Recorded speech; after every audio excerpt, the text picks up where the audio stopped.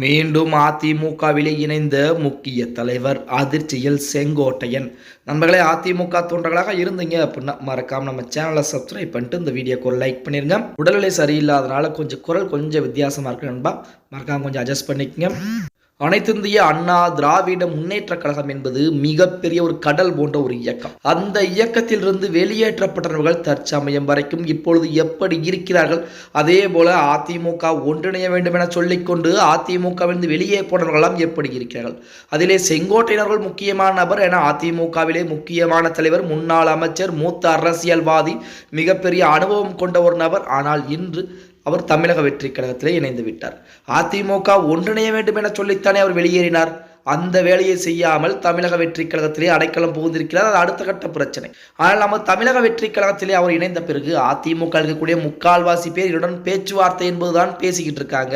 நான் அவர்களை பூரா தமிழக வெற்றி கழகத்திலே இணைத்தே தீர்வேன் என நமது எடப்பாடி பழனிசாமிக்கு எதிராக செங்கோட்டையர்கள் பார்த்தீங்கன்னா அதற்குரிய வேலைப்பாடை தீவிரப்படுத்த ஆரம்பிக்கும். உடனே எடப்பாடி பழனிசாமி உன்னை கோபிச்செட்டி பாளையத்திலே நான் தோற்கடிக்க வேண்டும் அப்படின்னு சொல்லி அவருக்கு எதிராக அவருடைய அண்ணன் மகனையே களம் இறக்க இருக்கிறார் அப்படிங்கிற செய்திகள் எல்லாம் ஒரு புறத்திலே வெளியாகி கொண்டு தான் இருக்கிறது.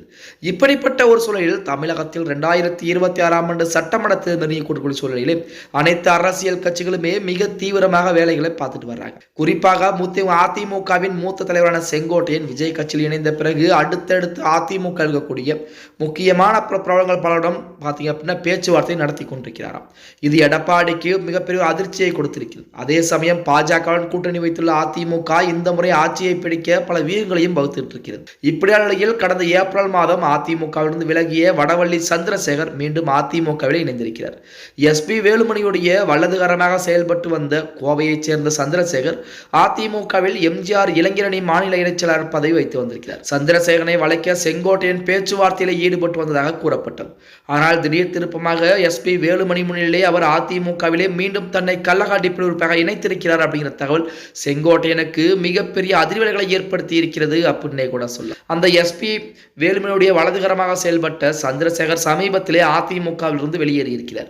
அந்த நபரை எப்படியாவது தமிழக வெற்றி கழகத்திற்குள் கொண்டு வந்து விட்டால் கண்டிப்பாக அந்த கோவை பகுதியிலே நம் தமிழக வெற்றி கழகம் இன்னும் மிகப்பெரிய அளவில் வெற்றி வாய்ப்பை பெறக்கூடிய ஒரு சூழல் என்பது இருக்கிறது அப்படின்னு சொல்லி நமது செங்கோட்டையன் அதற்குரிய வேலைப்பாடுகளை பார்க்க ஆரம்பிக்கிறார். ஆனால் நமது எஸ்பி வேலுமணி அதற்கு முன்பாகவே அவரை அதிமுகவிலே மீண்டும் கள்ளக்காட்டி உறுப்பினராக இணைத்திருக்கிறார் அப்படிங்கிற செய்திகள் தற்சமயம் செங்கோட்டையனுக்கு மிகப்பெரிய அதிர்வுகளை ஏற்படுத்தி இருக்கிறது. அதாவது அதிமுக இருக்கக்கூடிய ஒவ்வொரு தொண்டனாகட்டும் தலைவராகட்டும் அதேபோல முக்கியமான பொறுப்பில் இருக்கக்கூடிய நபர்களாகட்டும் அவர்கள் உடம்பிலே அதிமுக ரத்தம் என்பது ஓடுகிறது என்றால் கண்டிப்பாக கட்சி மாற மாட்டார்கள்.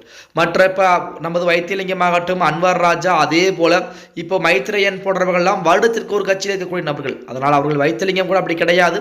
நமது மைத்ரேயன்லாம் பார்த்தீங்கன்னா வருடத்திற்கு ஒரு கட்சிக்கு மாறக்கூடிய நபர். அவர்களோடு அப்படித்தான் இருப்பார்கள் அப்படின்னே கூட சொல்லலாம். ஓகே கைஸ், வீடியோ பிடிச்சிருந்தா மறக்காம லைக் பண்ணிருங்க.